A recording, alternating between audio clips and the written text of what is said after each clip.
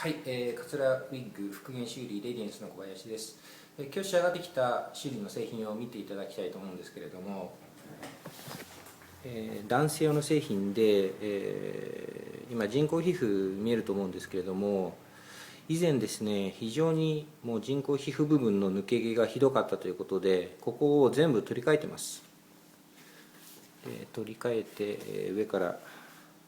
見るとこんな感じですけれども、こんな風に